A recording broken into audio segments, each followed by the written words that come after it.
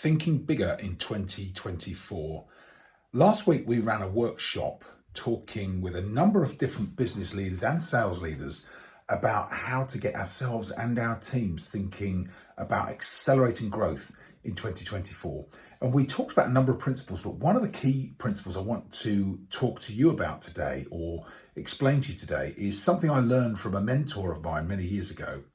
And that is to stop thinking about the targets we get given within our businesses as our targets and start to think about targets we set for ourselves. And of course, those targets should be bigger. So to start to think plus 20%.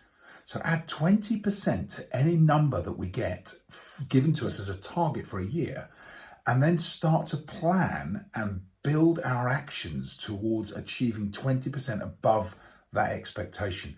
Just this shift in perspective and shift in thinking can really help us to accelerate growth.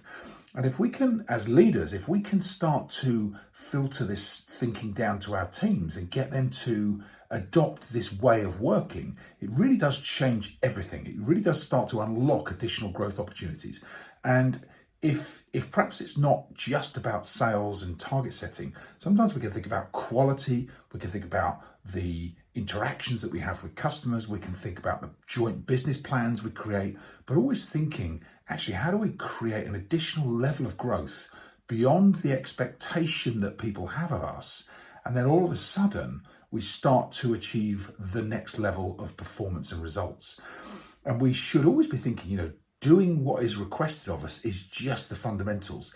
It's what we do beyond what's expected of us that really starts to drive our future success.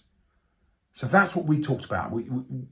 Great opportunity to discuss this with different business leaders. I'd love to hear your thoughts on this. As you've gone into 2024, what are you thinking around your growth expectations? And how are you helping your team to get on board with something bigger than just doing what you did in 2023?